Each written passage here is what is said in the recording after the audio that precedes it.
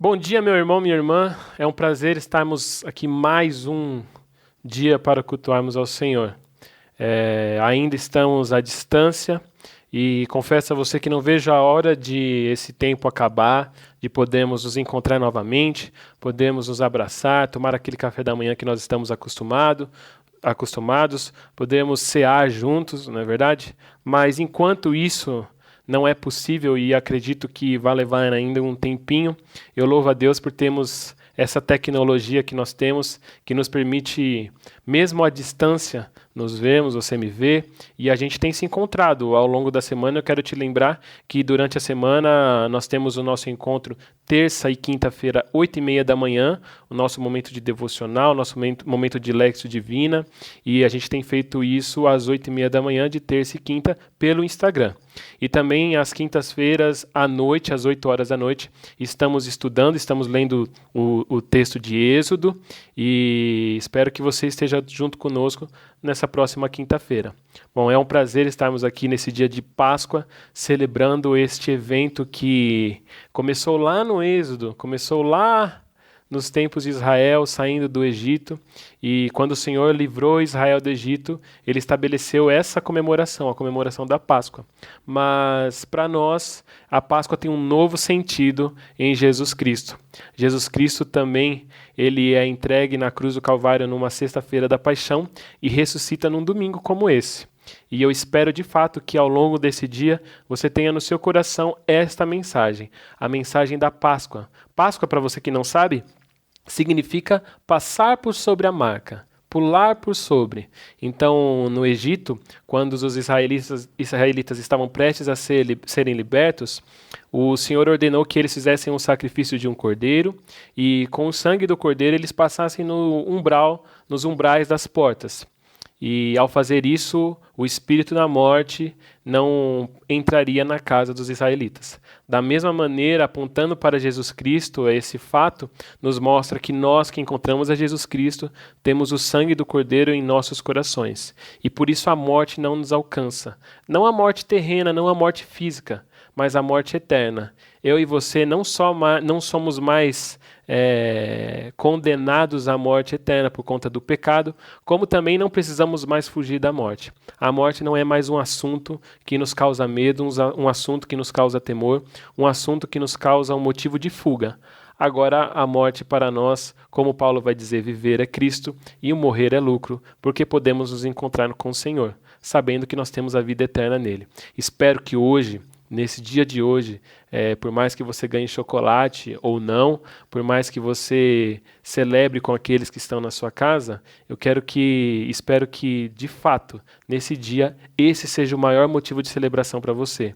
O dia em que Jesus Cristo morreu na cruz do Calvário, no meu e no seu lugar, e principalmente o dia que ele ressuscitou. Porque foi o dia que ele ressuscitou que ele abriu a porta para uma nova vida. Ele abriu a porta para o seu reino. E eu e você hoje fazemos parte desse reino por intermédio de Jesus Cristo, que ressuscitou e está vivo. E ele enviou o seu Santo Espírito para habitar no meu e no seu coração e para nos fazer discernir a respeito do nosso trajeto. Ele não só nos abriu a porta do reino, como ele desenhou a trilha que devemos seguir. Ele construiu essa trilha, ele demarcou a trilha para mim e para você, que nós possamos seguir a Jesus Cristo e celebrar sempre esta Páscoa, celebrar sempre esta festa que nos diz que a morte passou por nós, ela não nos alcança. Então, nesse momento, antes de nós começarmos o nosso culto, vamos orar. E peço que você, nesse dia especial, junte a sua família, pegue na mão da sua esposa, do seu marido, dos seus filhos, juntem-se e orem comigo em concordância. Senhor, nós te louvamos, Pai. Te louvamos porque o teu Filho Jesus se entregou na cruz do Calvário no nosso lugar, Pai. Te louvo, Pai, porque foi no meu lugar que ele se entregou, Pai. E eu te louvo porque eu sei, Pai, que o meu pecado era o que ia me levar para o inferno. Mas por eu ter encontrado o teu Filho Jesus e por que o Senhor me permitiu crer, Pai, neste fato e crer, Pai, neste Cristo, eu tenho agora a vida eterna, Pai. Te louvo porque para nós, Pai, que encontramos o teu Filho Jesus, A morte não é mais o assunto prioritário, Pai. Não é mais dela que nós fugimos, mas na verdade agora corremos para a vida que temos no Teu Filho Jesus. Te louvamos porque além de tudo Ele nos deixou uma trilha demarcada. Que o Senhor nos dê discernimento, Pai, através do Teu Santo Espírito em nossos corações, para que nós possamos seguir essa trilha, Pai. Deus, em nome de Jesus, que cada um dos meus irmãos, Pai, cada uma das famílias que estão juntas hoje, Pai, que elas possam celebrar este fato, Pai.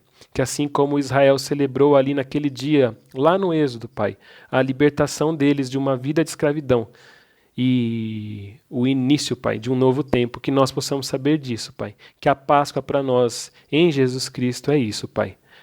A libertação de uma vida de escravidão ao pecado, Pai. E uma porta aberta para uma nova vida. Uma vida no Senhor, Deus. Obrigado, Pai. Obrigado pelo sacrifício do Teu Filho Jesus na cruz. Obrigado porque Ele era o Cordeiro puro, Pai, imaculado, que se entregou no nosso lugar, Pai. Obrigado, Deus. Obrigado, Pai. Em nome de Jesus. Amém. Amém, meu irmão. E vamos louvar ao Senhor, então, neste momento. Amém?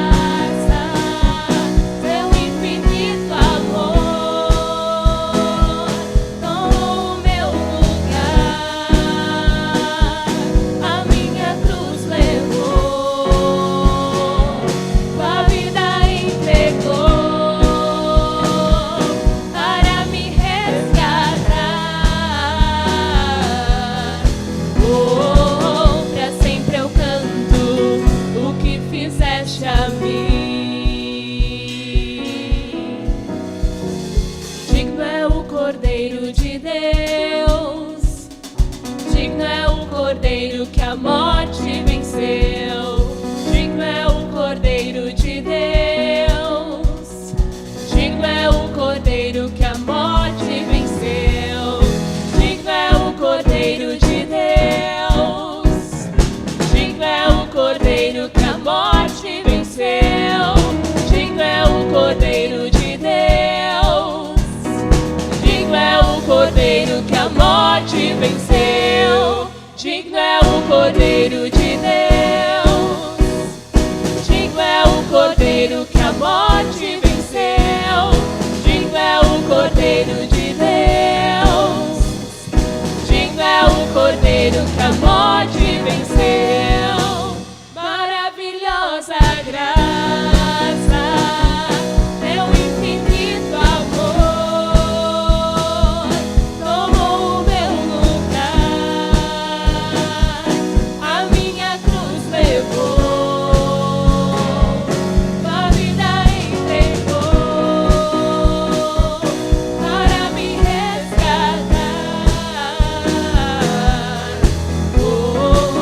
Pra sempre eu canto o que fizeste a mim.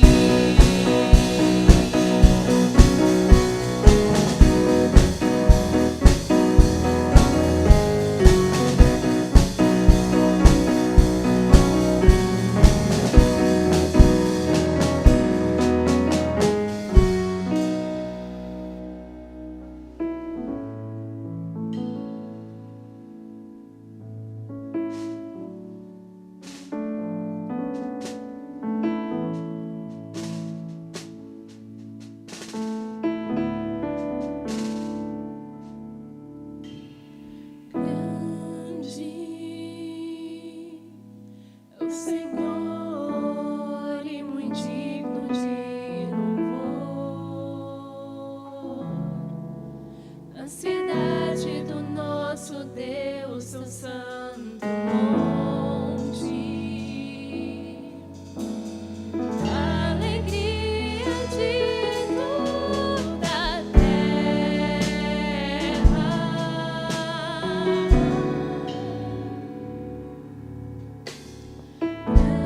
Grande é o Senhor em quem temos a vitória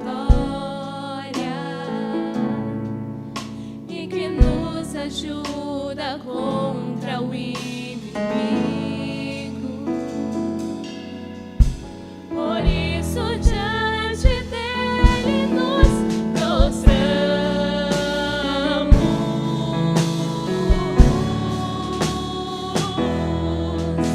Queremos o teu nome engrandecer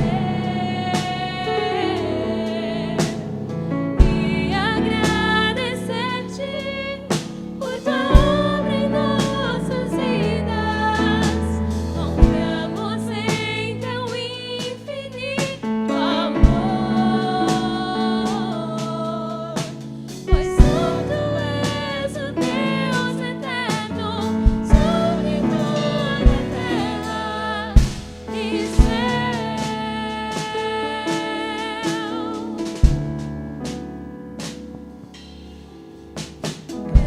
Grande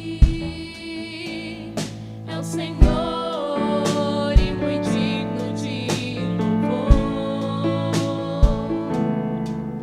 Na cidade do nosso Deus, seu santo monte, a alegria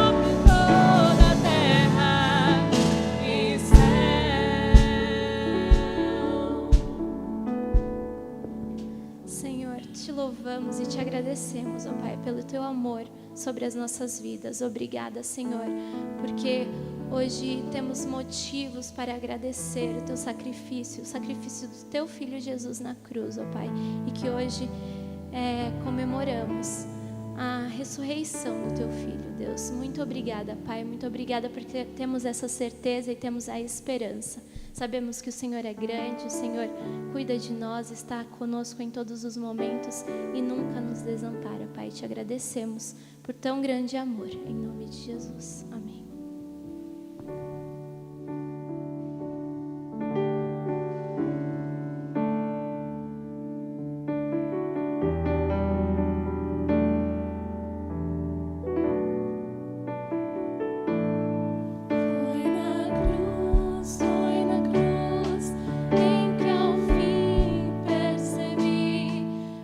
Pecado recaiu em Jesus.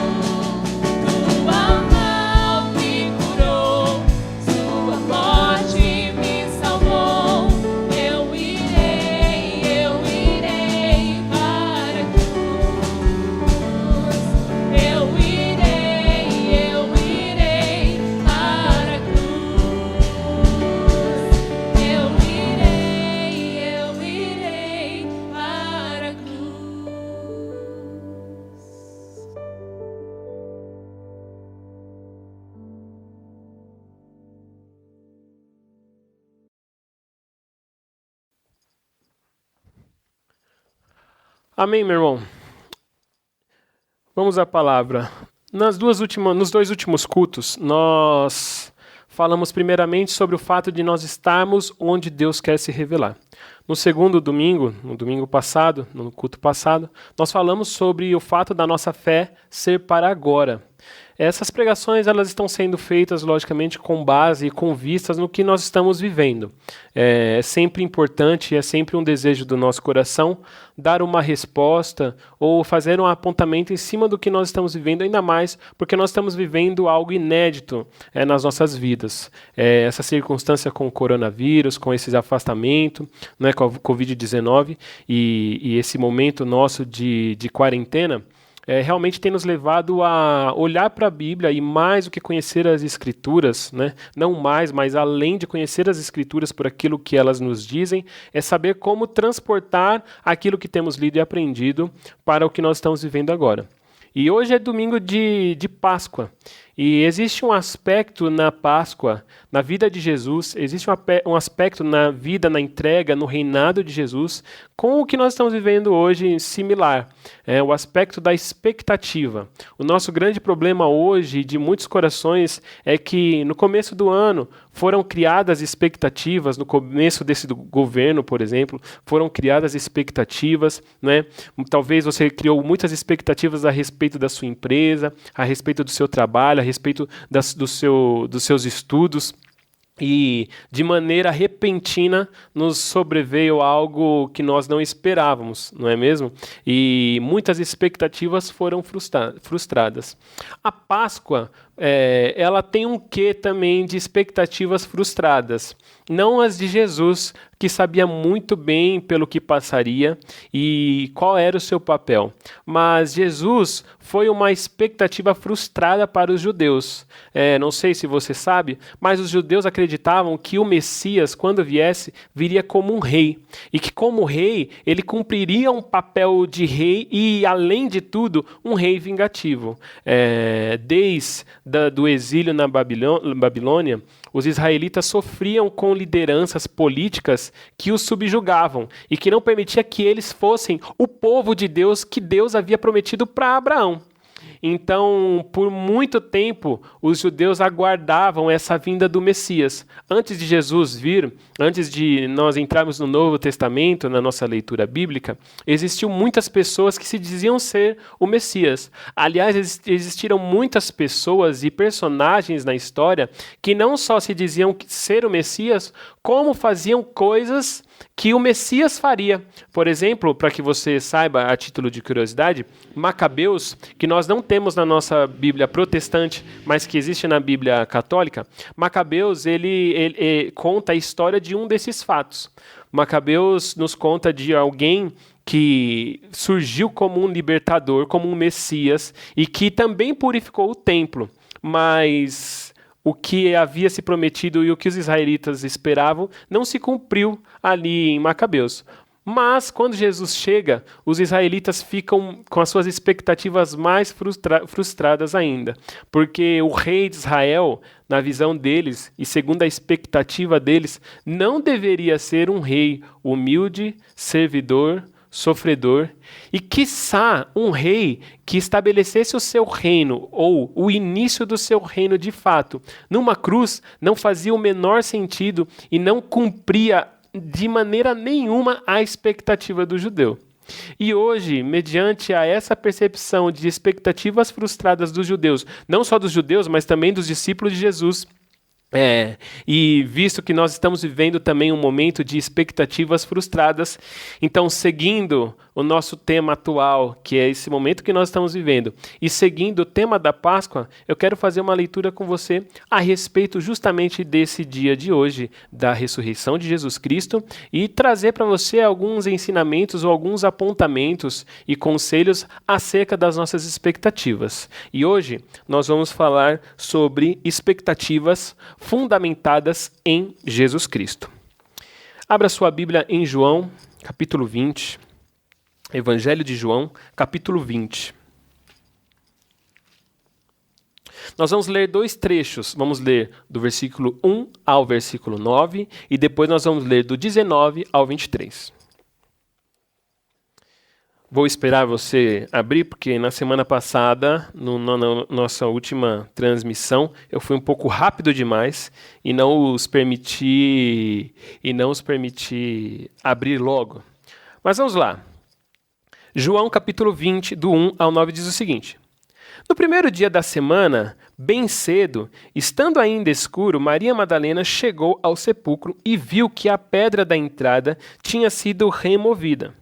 Então correu ao encontro de Simão Pedro e do outro discípulo, aquele a quem Jesus amava, e disse: Tiraram o Senhor do sepulcro, e não sabemos onde o colocaram. Pedro e o outro discípulo saíram correndo e foram para o sepulcro. Os dois corriam, mas o outro discípulo foi mais rápido que Pedro e chegou primeiro ao sepulcro. Ele se curvou e olhou para dentro, viu as faixas de linho ali, mas não entrou. A seguir, Simão Pedro, que vinha atrás dele, chegou, entrou no sepulcro e viu as faixas de linho, bem como o lenço que estivera sobre a cabeça de Jesus. Ele estava dobrado à parte, separado das faixas de linho. Depois, o outro discípulo que chegara primeiro ao sepulcro também entrou. Ele viu e creu. Eles ainda não haviam compreendido que, conforme a Escritura, era necessário que Jesus ressuscitasse dos mortos. Vamos agora ao versículo 19. Ao cair da tarde daquele primeiro dia da semana, estando os discípulos reunidos e portas trancadas, por medo dos judeus, Jesus entrou, pôs-se no meio deles e disse: Paz seja convosco. Tendo dito isto, mostrou-lhes as mãos e o lado. Os discípulos alegraram-se quando viram o Senhor. Novamente Jesus disse: Paz seja com vocês. Assim como o Pai me enviou, eu os envio. E com isso soprou sobre eles e disse: Recebam o Espírito Santo. Se perdoarem os pecados de alguém, estarão perdoados os pecados. Se não perdoarem, não serão perdoados os pecados. Amém? Vamos orar? Pai, nós te louvamos pela Tua palavra, te agradecemos porque o Senhor é maravilhoso, Pai. Te agradecemos porque o Senhor é bondoso e tem falado aos nossos corações, Pai. Pedimos que o Senhor fale conosco, Pai, em cima desse texto nessa manhã, e pedimos que o Senhor realmente alcance o nosso coração e que nós não venhamos a atrapalhar aquilo que o Senhor tem para nós, Pai. Usa a minha vida, que a minha opinião fique de lado, Pai, mas que eu possa ser certeiro, Pai, em ser instrumento nas Tuas mãos, Pai, neste momento, em nome de Jesus. Amém. Amém? Veja, aqui nós temos o momento, o dia em que Jesus ressuscitou. Quando Jesus ressuscitou, Maria Madalena, ela vai ao sepulcro para fazer ali todo o tratamento que se fazia a um corpo, em um sepulcro, em uma pessoa que havia morrido. Quando ela chega lá, a pedra já havia sido removida. Ao entrar, ela percebe que ali Jesus não está. Esse texto se encontra em outros momentos, e você pode depois ler ele em Lucas, inclusive, e você vai perceber alguns detalhes muito interessantes desse fato. Mas então o texto aqui que nós lemos nos diz que ela se encontra com Pedro e com João e conta a eles o que ela viu e que o corpo de Jesus não está lá. Eles saem correndo, vão até o sepulcro e não encontram ali o corpo de Jesus. O interessante é que o texto nos atenta para o fato de que, além do corpo não estar lá, as faixas estavam lá, de linho, e o tecido que cobria a cabeça de Jesus estava dobrado. E isso é um detalhe importante para nós, porque mostra e comprova que o corpo não havia sido roubado. Porque se alguém fosse roubar o corpo para esconder alguma coisa do tipo, seria muito mais fácil com o corpo enfaixado, enrolado. E o fato de o tecido estar dobrado nos demonstra um cuidado de quem havia saído dali.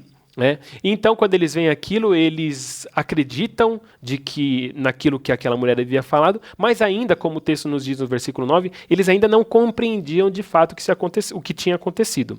Bom, nós pulamos para o versículo 19 e nós vemos o seguinte fato.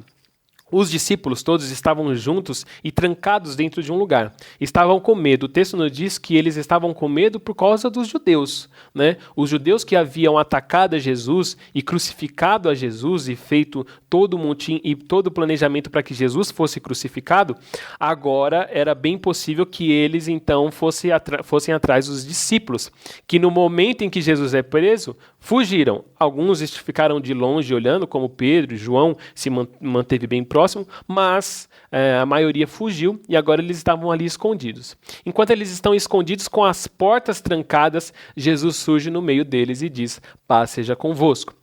Quando Jesus diz isso, eles se assustam, mas ao mesmo tempo Jesus mostra as suas marcas, mostra as suas perfurações e mostra o seu lado. Nesse momento eles se alegram por reconhecerem que aquele era o Cristo, que aquele era Jesus que andava com eles, que estava com eles a todo momento. Em um outro texto, em Lucas, vai dizer que nesse momento Jesus come com eles, inclusive, que era além de comer naquela época ser um ato cerimonial sempre, comer com os discípulos era uma prática comum de Jesus, e era um momento em que muitas vezes os discípulos muito aprendiam com Jesus. Então ele come com eles, ele tem ali um momento de comunhão, de encontro com eles, e depois Jesus então os envia, né? E Jesus diz o seguinte: assim como o Pai me enviou, eu os envio. E no versículo 22 e 23 ele diz assim: recebam o Espírito Santo. Se perdoarem os pecados de alguém, estão perdoados. Se não os perdoarem, não estarão perdoados. Perceba que Jesus, quando se encontra com os discípulos, ele prova quem ele é. Não é? Ele promove a paz aos corações e depois ele os envia na sua missão e já deixa bem claro de que o Espírito Santo seria o equipamento deles para que eles possam continuar a obra de Jesus Cristo. Né? E mediante a isso eu quero chamar a sua atenção para alguns pontos a respeito de expectativa.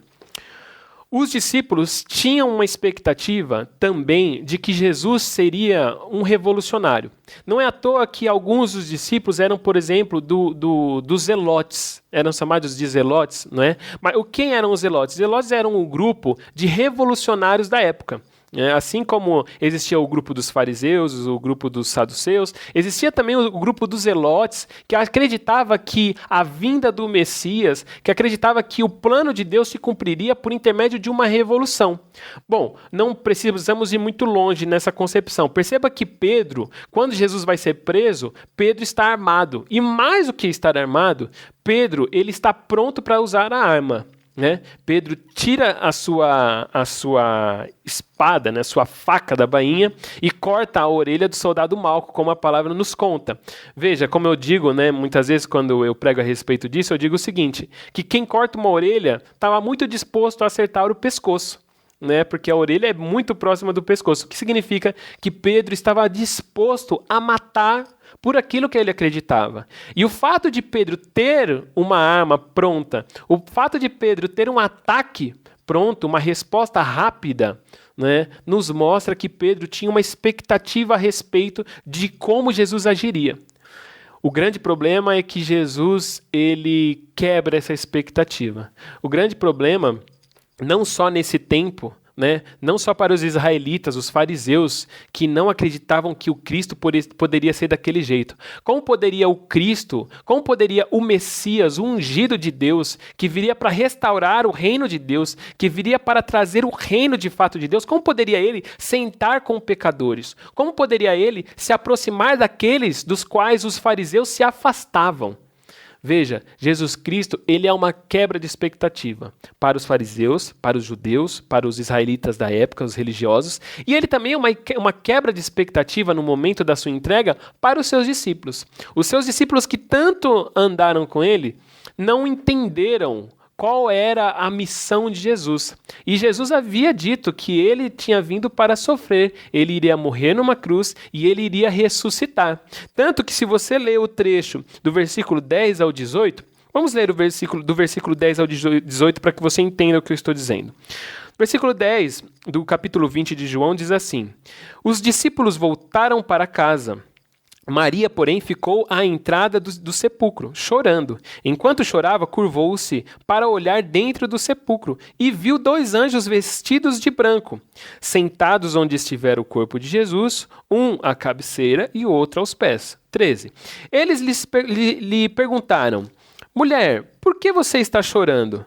Levaram embora o meu senhor, respondeu ela, e não sei onde o puseram. Nisso, ela se levantou Nisso ela se levantou e viu Jesus ali, em pé, mas não o reconheceu. Disse ele: mulher, por que está chorando? Quem você está procurando? Pensando que fosse o jardineiro, ela disse: se o Senhor o levou embora, me diga onde o colocou e eu o levarei. Jesus lhe disse: Maria. Então, voltando-se para ele, Maria exclamou em aramaico: Rabone, que significa mestre. Ela disse: mestre. Ela se espantou com o fato de estar de frente com Jesus. Jesus disse: não me segure, não me agarre, pois ainda não voltei para o Pai. Vá, porém, a meus irmãos e diga-lhes: estou voltando para meu Pai e Pai de vocês, para meu Deus e Deus de vocês. Maria Madalena foi e anunciou aos discípulos: eu vi o Senhor, e contou o que lhe dissera. Depois desse momento, eles têm um encontro com Jesus. Então perceba, né, as pessoas tinham uma expectativa. Os israelitas tinham uma expectativa de que o Messias seria um rei vingativo, um rei que entraria com pompas de rei. E Jesus, uma semana antes, entra em cima de um jumento, um animal totalmente humilde, mas ele entra vangloriado como um rei, como se era esperado do Messias. Mas eles não acreditavam naquilo, porque, segundo a esperança dos israelitas, dos fariseus, daqueles que conheciam as Escrituras, o rei de Israel, que viria, e a primeira ação dele, para que você entenda, seria purificar o templo. E de fato Jesus purificou o templo. Mas esse templo agora não era mais o templo terreno, era o templo dos nossos corações. Ele abre a porta para o novo templo, ele abre a porta para o templo em nossos corações. E esse Espírito que agora habita em nós é proveniente de um Jesus Cristo que se entregou na cruz e que graças a isso, graças a essa entrega, o véu que dividia o santíssimo lugar no templo, onde era a presença de Deus, ele é rasgado de cima a baixo.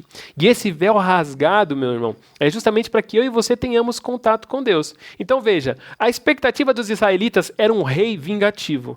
A expectativa dos discípulos era um Jesus que seria um revolucionário.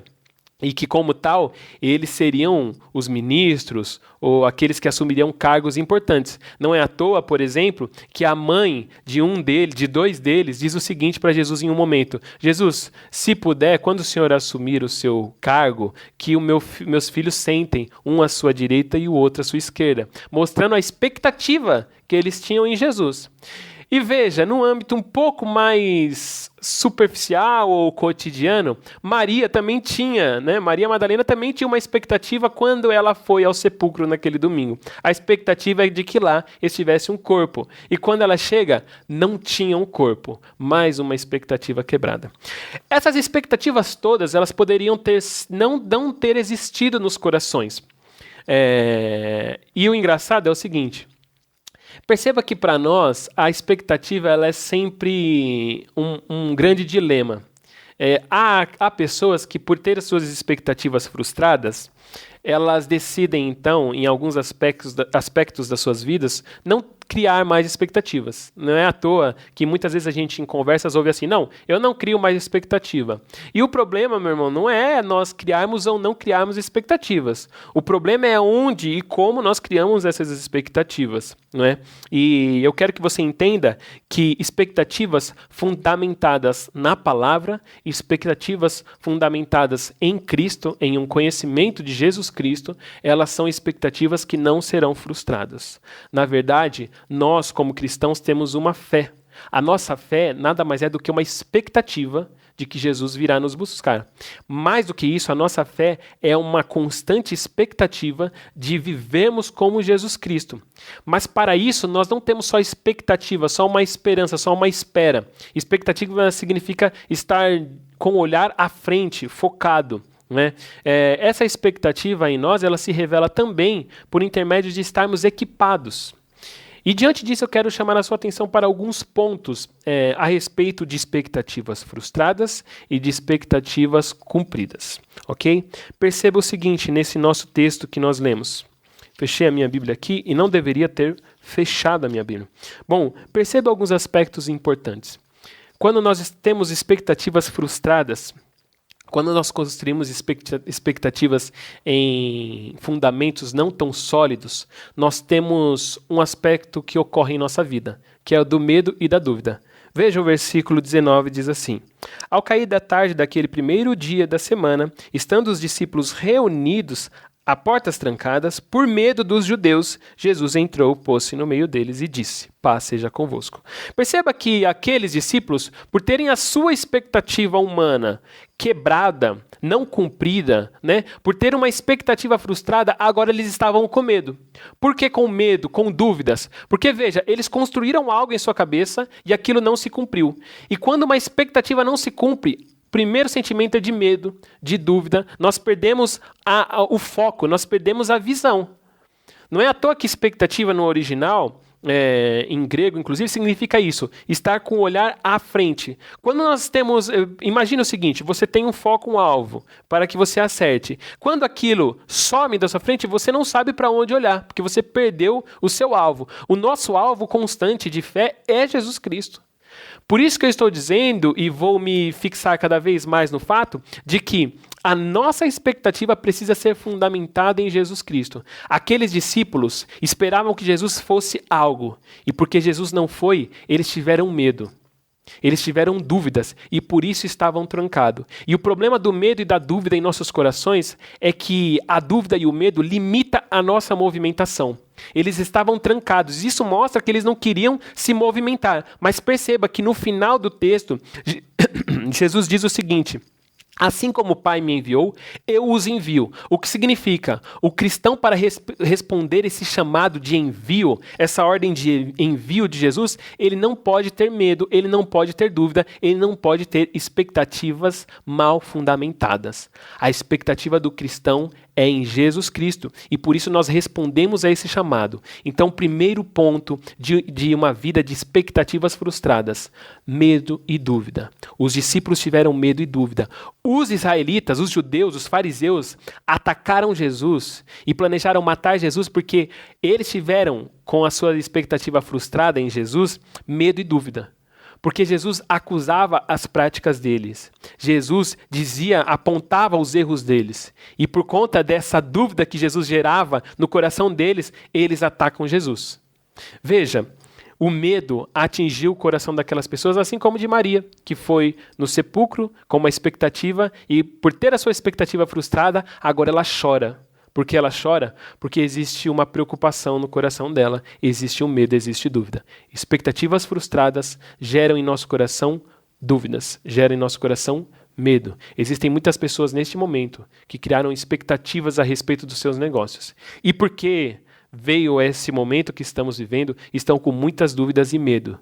E por conta das dúvidas e medo que essas pessoas têm, elas estão limitadas em sua movimentação. Não por conta da quarentena, mas a movimentação do que o Senhor tem para fazer através da vida delas. Então, meu irmão, que nós possamos fundamentar a nossa expectativa em Jesus, para que nós possamos responder, após nós entendermos isso, possamos responder o chamado do envio dele e fazermos aquilo que ele nos mandou. Segundo aspecto da expectativa frustrada em nossos corações é a incapacidade de perceber a obra de Deus. Perceba, os discípulos passaram 3 anos andando com Jesus. E ao longo dos 3 anos, Jesus disse que ele morreria e que ele ressuscitaria. Inclusive, em alguns textos sobre esse momento do encontro de Jesus com eles e da ida deles até o sepulcro e inclusive um pouco antes de Jesus ser entregue, uma das falas de Jesus é a seguinte: por acaso vocês não sabiam que eu haveria de passar pela cruz e ressuscitar? O que Jesus está dizendo é o seguinte: eu já expliquei para vocês o que vai acontecer, eu já havia explicado para vocês o que vai acontecer. E aí, quando esses discípulos vão até o sepulcro está vazio, os tecidos estão ali, soltos, o tecido que cobria a cabeça de Jesus está dobrado. Indícios fortes de que Jesus ressuscitou. Mas por conta de uma expectativa quebrada, eles não conseguem perceber o que Deus fez. Sepulcro vazio, para quem está com o coração com medo, para quem está com o coração frustrado, não significa ressurreição. Sepulcro vazio, para quem mantém na memória o que Jesus disse, significa ressurreição. O que significa isso? Que eu e você, meu irmão, precisamos ter claro na nossa mente o que Jesus disse. Precisamos ter claro na nossa mente o que a palavra de Deus diz a nosso respeito. Precisamos ter um constante contato com o Senhor através da sua palavra para que saibamos e, principalmente, para que nós possamos perceber o que Deus fez e o que Deus está fazendo. Porque senão a gente vai correr o risco de ver sepulcro vazio e não perceber o que Deus fez. Vai correr o risco de nós vermos pessoas necessitando de ouvir a palavra e precisando de ouvir a palavra através de nós, e nós não vamos conseguir responder a elas, porque não vamos ver ali a manifestação de uma oportunidade de falar a respeito do que Deus tem feito em nossa vida. Então veja, se você quer ser usado, meu irmão, fundamente a sua expectativa em Jesus Cristo, porque aí pode vir coronavírus, pode vir ausência de dinheiro, pode vir ausência de alimento até na sua mesa, mas ainda assim, com tudo isso que parece que deu tudo errado, você vai encontrar maneiras de perceber a ação de Deus na sua vida e mais, maneiras de perceber o que Deus está fazendo através da sua vida. Que Deus, em nome de Jesus, faça com que nós possamos manter as nossas expectativas fundamentadas em Jesus Cristo e não em nós mesmos.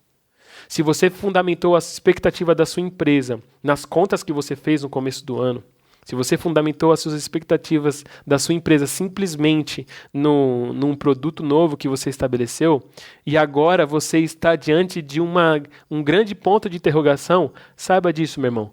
Deus está no controle. Você está aonde Deus quer se revelar. A sua fé é para agora. E agora é momento de nós nos fixarmos em saber o que Deus está fazendo através da nossa vida e na nossa vida.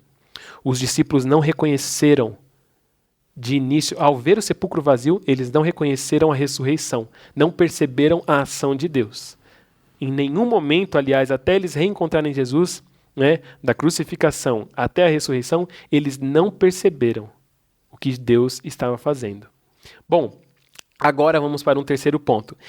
Incapacidade de reconhecer a Jesus Cristo. Além do que Deus faz, e além do que Deus estava fazendo, os discípulos, por conta da expectativa frustrada, eles foram incapazes de reconhecer a Jesus Cristo. Nós temos aqui o momento em que Maria Madalena se encontra com Jesus. Ela andou com Jesus, sabia quem era Jesus. Aquele Jesus ressuscitado era o mesmo Jesus. Jesus não estava diferente fisicamente, Jesus era o mesmo. Tanto ele era o mesmo que no seu encontro com os discípulos, ele mostra suas perfurações e mostra o seu lado também perfurado, mostrando que ele era o mesmo, porém agora ressuscitado. Mas ainda assim, eles não reconhecem Jesus. Jesus precisa mostrar as suas marcas. Maria precisa ouvir o seu nome sendo pronunciado por Jesus, para que ela reconheça Jesus. Os discípulos no caminho de Emaús precisam ver ele partir o pão. Eles caminham todo o trajeto com Jesus e ainda assim não o reconhecem. Por quê? Porque estavam numa trilha de pessoas com expectativas frustradas. Toda vez que nós temos esse sentimento de expectativa frustrada, a nossa visão ela é como que cerrada, fechada. Nós não percebemos, nós não reconhecemos o próprio Cristo, que o medo e a dúvida e a consequência de uma expectativa fundamentada em você mesmo não faz com que você não reconheça Jesus Cristo. Que quando as suas expectativas pessoais forem frustradas, que você rapidamente perceba que você as construiu de maneira equivocada e que é o momento de você corrigir a sua expectativa, corrigir o seu entendimento acerca do que aconteceu ou do que está acontecendo com base no que Jesus tem para mim e para você. E aí sim, eu e você vamos poder perceber Jesus Cristo. Eles estavam ali, Jesus aparece, mostra para eles as feridas.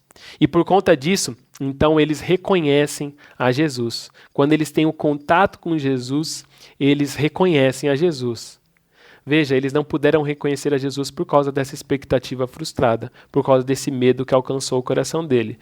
E veja, algumas lições muito importantes para nós em cima desses 3 pontos. Expectativas frustradas Três lições que nós vemos até aqui. Expectativas frustradas, elas nos geram medo, dúvida, que impede o nosso trajeto ou que limita a nossa movimentação e que, consequentemente, vai nos impossibilitar de sermos enviados ou de respondermos a esse chamado. O segundo ponto é que a nossa expectativa frustrada, ela nos impede de perceber a ação de Deus. Porque se eu fundamentei a minha expectativa em mim mesmo e nos meus sentimentos, nas minhas concepções, eu não percebo aquilo que Deus está fazendo, que muitas vezes não coincide com os nossos sentimentos e emoções. Terceiro ponto, ter as expectativas frustradas e o medo a alcançar o nosso coração faz com que nós não reconheçamos a Jesus Cristo na caminhada. Faz com que nós estejamos no mesmo ambiente em que Jesus está se movendo, está agindo, está falando e nós não reconhecemos a Ele. Isso fala de um coração com expectativas frustradas, expectativas construídas em si mesmo. Mas agora olha Jesus. Jesus, ele é 100% Deus, mas é 100% homem. Ele vive a sua vida, vive o seu ministério com expectativas claras e expectativas fundamentadas nas Escrituras. Jesus, por mais que, como João vai nos dizer, ele era o verbo, por mais que ele era o verbo, ele estava com Deus na criação, Jesus conhece a história, conhece o que sobre ele foi dito, conhece o envio dele. Então Jesus cria suas expectativas de maneira cirúrgica.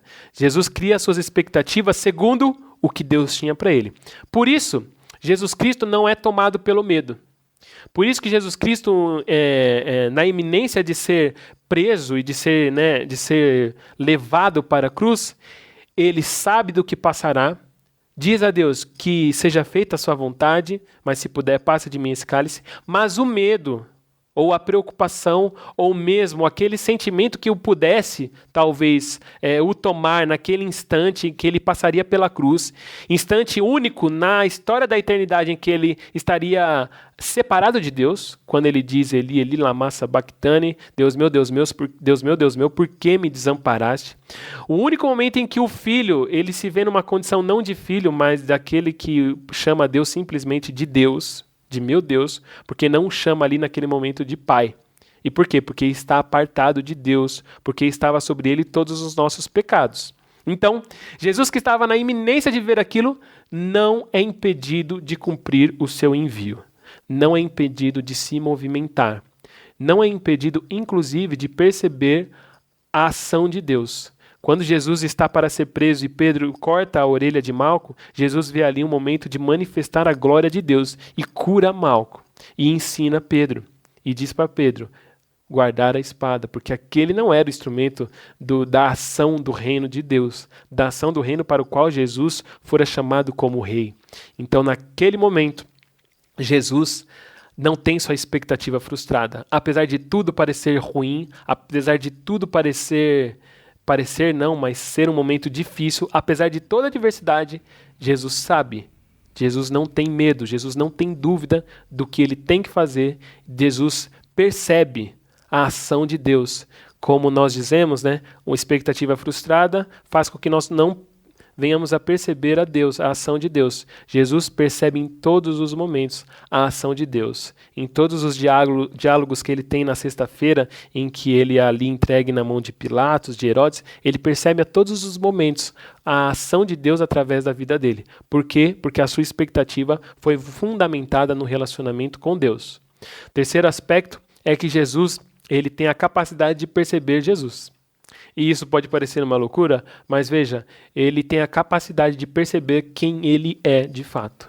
Jesus sabe quem ele é. Meu irmão, quando eu e você temos expectativas frustradas, é porque nós não sabemos quem nós somos. Porque se nós soubéssemos que somos servos do Deus Altíssimo, somos aqueles que fomos chamados segundo Jesus Cristo, que somos filhos de Deus por intermédio de uma adoção, por intermédio de Jesus Cristo, se nós soubéssemos da prioridade que Jesus tem na nossa vida, nós saberíamos quem nós somos e por isso nós não criaríamos expectativas em cima de nós ou de outras pessoas, mas toda expectativa a respeito da nossa vida era fundamentada em Jesus Cristo. Por isso que pessoas têm dificuldade de perdoar às vezes. E aí Jesus vai inclusive falar a respeito de perdão. Jesus vai dizer que aqueles que forem perdoados pelos seus, que se os discípulos perdoarem pecados, os pecados serão perdoados. Se eles não perdoarem, os pecados não são perdoados. Veja, Jesus não está dizendo que os discípulos têm poder para dizer, teus pecados estão perdoados ou os teus pecados não estão perdoados. O que Jesus está dizendo é que no processo do envio dele, o nosso testemunho, a nossa pregação faz com que as pessoas sejam discípulos. Em outros textos, nós também vamos ver o envio de Jesus segundo o mandato do discipulado. Ele vai dizer, olha, façam discípulos em todas as nações. O que Jesus está dizendo nesse envio a respeito do perdão é o seguinte: eu e você temos o papel de, no nosso envio, discipularmos as pessoas e pregarmos para elas a palavra. E à medida que fazemos discípulos e que vivemos esse discipulado, então nós podemos estabelecer quem é que tem os seus pecados perdoados e quem é que não tem. Não como um julgamento da nossa parte, mas como um entendimento mútuo de que já que os meus pecados foram perdoados, então eu vivo uma vida de perdão. Pessoas têm dificuldades de perdoar as outras pessoas porque quando ela se chateia com alguém, ela teve a sua expectativa frustrada a respeito daquela pessoa. Vamos dar um exemplo. Eu tenho um amigo e ele pisa na bola comigo. E aí eu chego e me decepcionei com ele. Criei uma expectativa. Achei que aquela pessoa agiria de tal forma e ela agiu de uma maneira totalmente diferente. Se eu entendesse que tudo aquilo que eu faço para aquela pessoa tem como ponto de partida e deve ter como ponto de chegada a Jesus Cristo, quando aquela pessoa me decepcionasse, eu não estaria surpreso com isso. Eu não ficaria espantado com uma expectativa frustrada, porque aquela pessoa é tão pecador quanto eu. Eu saberia que, como eu, muitas vezes, decepciono a minha fé, decepciono a Jesus Cristo nas minhas atitudes, então aquela pessoa, ela está passível de me decepcionar também. Então, diante disso, eu estaria pronto para perdoar. Então, veja, Jesus, que construiu a sua expectativa na palavra, em cima daquilo que ele sabia, em cima do seu relacionamento com Deus, ele se reconhece, ele sabe quem ele é. Ele é o Filho.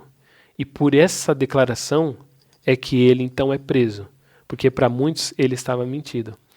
Perceba que coisa interessante.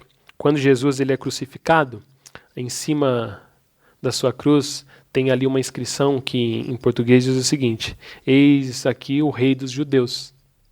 Muitos achavam que estavam ali escarnecendo a Jesus, zombando dele, como uma escrita hipócrita. Olha, ele disse que ele é o rei, olha onde ele está. Mas mal sabiam eles que eles estavam dizendo a verdade. Quando Jesus está na cruz do Calvário, com os braços abertos para morrer, e ali já sofrendo com a sua coroa de espinhos, e eles escrevem aquilo, o Rei dos Judeus, eles estavam certos. Eles estavam falando uma verdade. E aquilo não afeta Jesus porque aquilo era verdade. Jesus sabe quem ele é. Jesus morre, mas Jesus ressuscita. Jesus, então, agora, nesse texto que lemos, está vivo. Jesus sabe quem é. Jesus não tem suas expectativas frustradas. Em nenhum momento, Jesus se decepciona com a ação de Deus. Em nenhum momento, Jesus tem um sentimento de expectativa quebrada. Muito pelo contrário, tudo se cumpriu. A prova de que Jesus, e uma das marcas de alguém que não tem expectativa frustrada, é a paz. Quando Jesus chega diante dos discípulos, a primeira coisa que ele diz é: paz seja com vocês. Isso era uma saudação judaica muito comum, o shalom, que os judeus, os israelitas tinham para si, não era só um aspecto de paz, não era só quando diziam uns aos outros shalom, não era um desejo de simplesmente estar tudo bem, não estar em guerra, muito mais do que isso.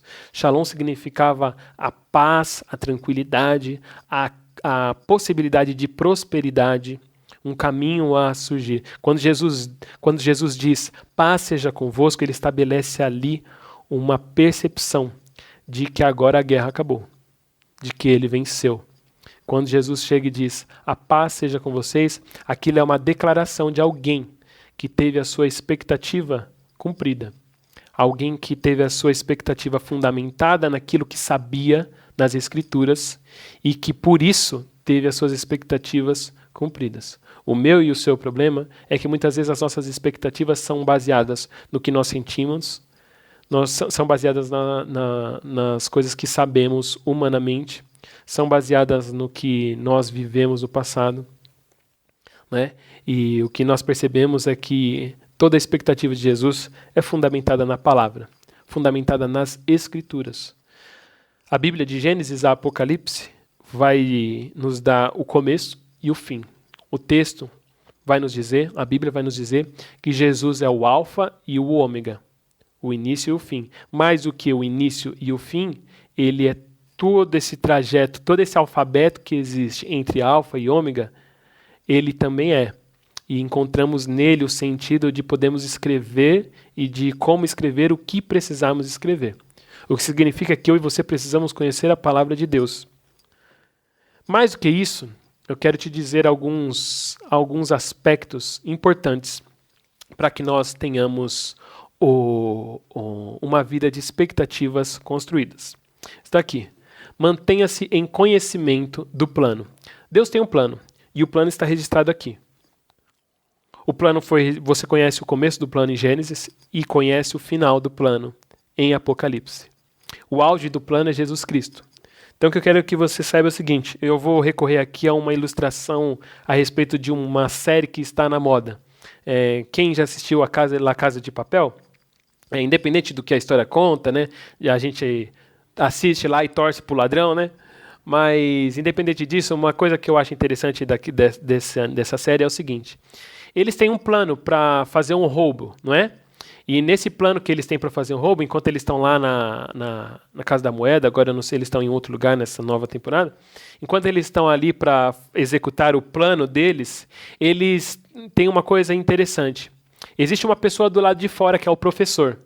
Então, ele está do lado de fora, mas ele mantém comunicação com as pessoas que estão executando o plano do lado de dentro. Quem fez o plano é quem está fora. E quem está executando o plano é quem está dentro.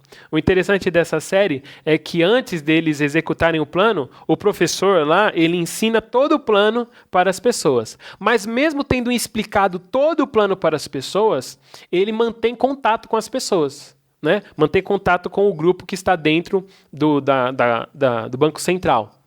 O que eu quero que você perceba com essa ilustração é o seguinte: não basta você conhecer o plano, não basta você se manter conhecendo o plano, não basta você simplesmente estudar a palavra, é preciso também você se manter em comunhão, em comunicação com quem desenvolveu o plano. Mais do que conhecer o plano de Deus, conhecer as Escrituras, você precisa se manter em comunicação. Precisa se manter em comunicação com aquele que desenvolveu o plano.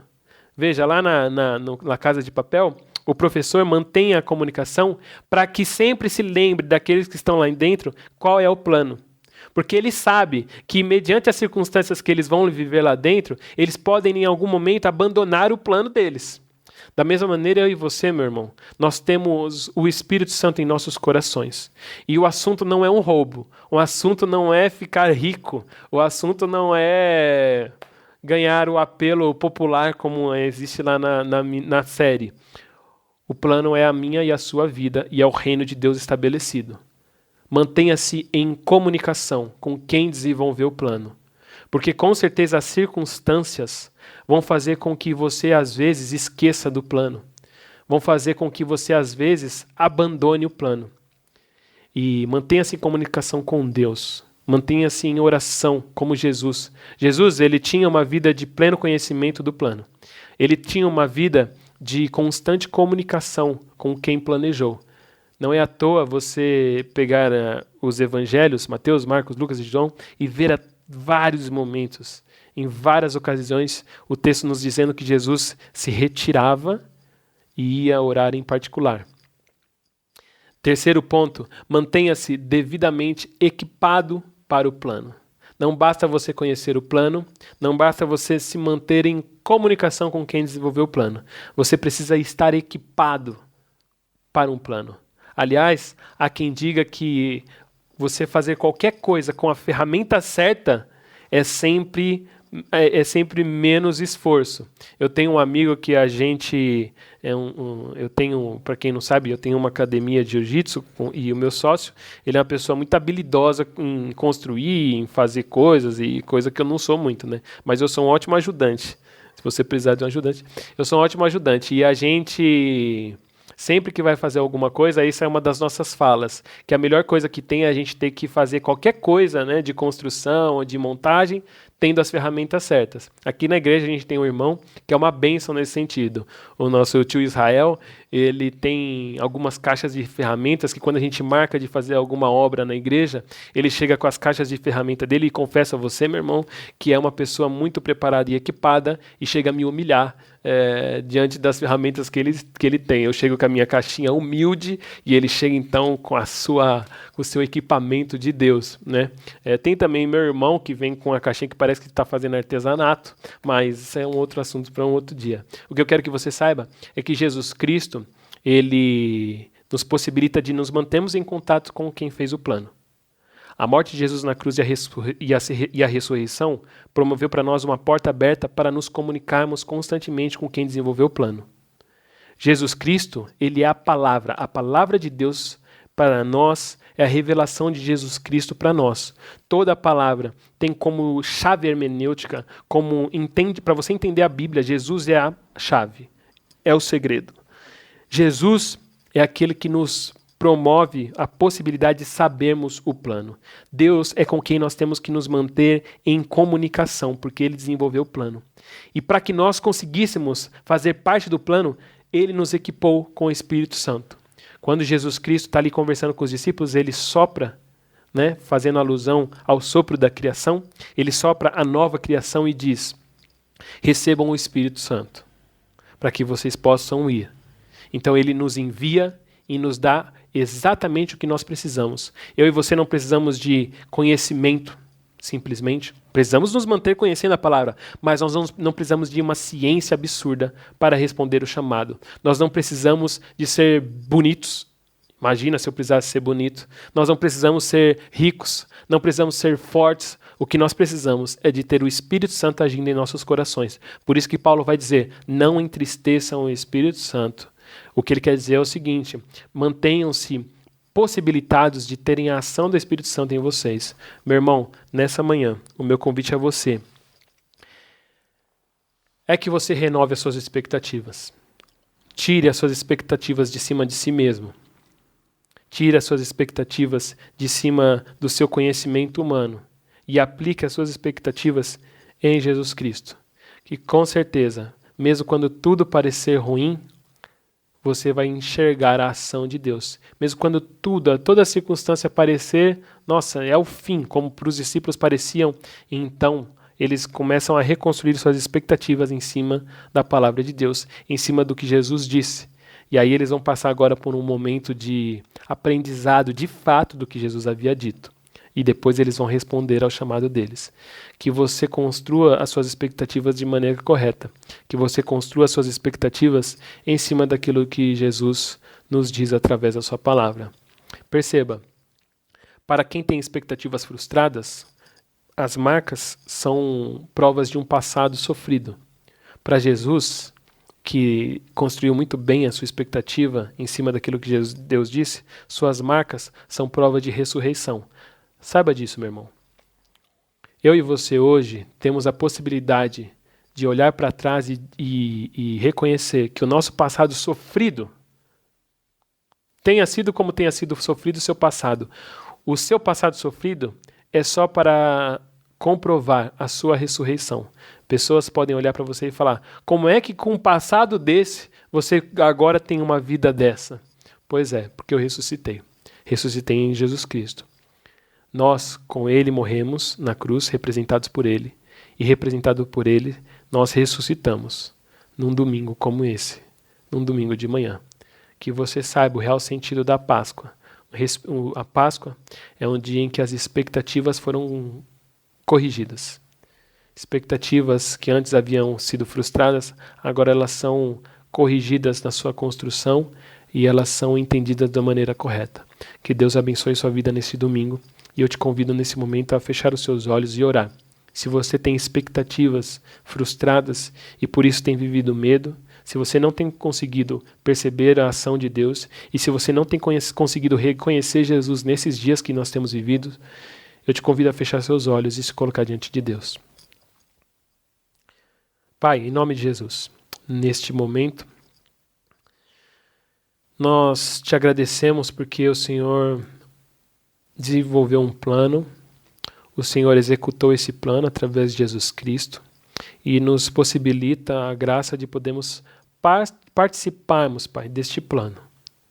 Que nós possamos aprender, Pai, a fundamentar as nossas expectativas no Teu Filho Jesus e na Tua Palavra, Pai, para que nós não venhamos a ter as nossas expectativas frustradas e por isso, Pai, vivemos com medo, em dúvida, vivemos uma vida, Pai, que não reconhece a Tua ação, vivemos uma vida que não percebe Jesus Cristo, Pai. Que não sejamos, Pai, assim, Pai.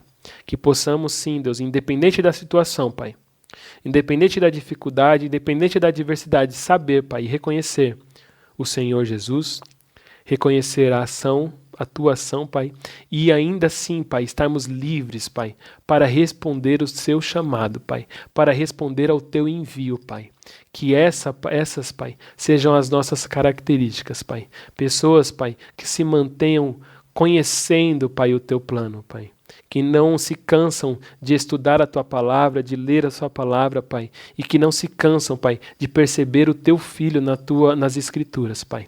Que sejamos pessoas, Pai, que em nome de Jesus, Pai, se mantenha em contato com o Senhor, Deus. Que em nome de Jesus, Pai, a oração seja um aspecto primordial e fundamental, Pai, essencial da nossa vida, Pai. Que a oração seja o nosso jeito, Pai, de começar tudo, Pai. Que em nome de Jesus, Pai, nós possamos nos manter, Pai, em comunicação com o Senhor que desenvolveu o plano. E que em nome de Jesus nós possamos cada vez mais, Senhor, possibilitar a ação do Teu Santo Espírito em nós, Pai. Estando assim, Senhor, equipados pelo Teu Santo Espírito, Pai. Para que possamos fazer o que o Senhor tem para nós, Pai. Esse é o nosso pedido, esse é o meu pedido, Pai.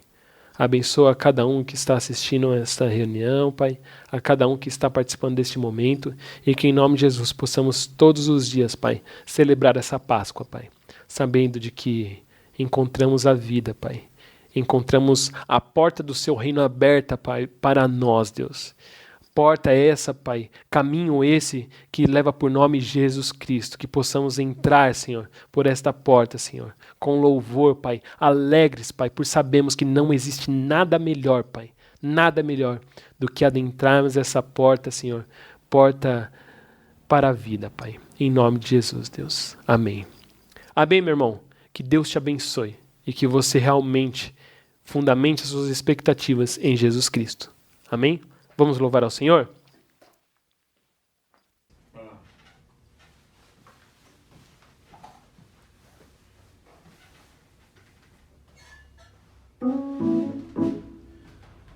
Amém, meu irmão? Vamos declarar que não existe nada melhor do que ser amigo de Deus. Amém?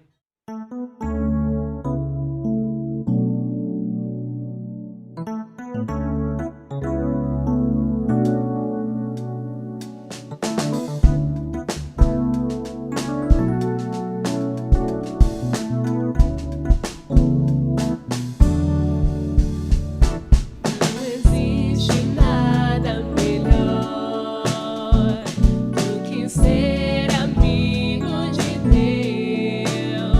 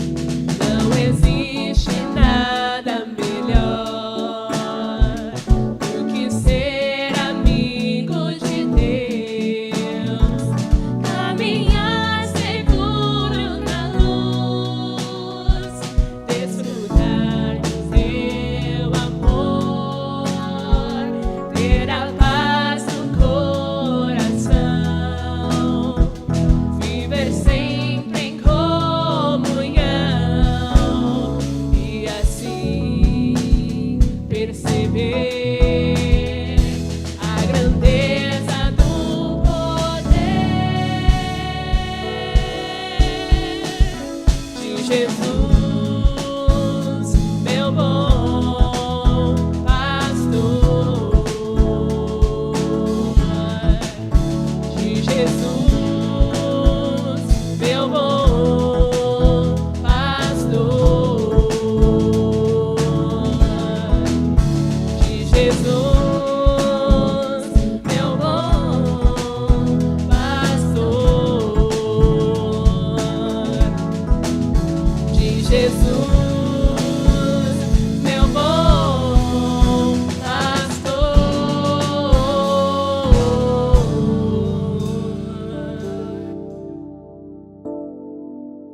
Você celebre realmente essa Páscoa e que você tenha isso no seu coração, que a Páscoa é a nossa porta de entrada para a vida eterna, a porta de entrada para o reino de Deus, que possamos celebrar isso em nome de Jesus. Amém? Que Deus te abençoe.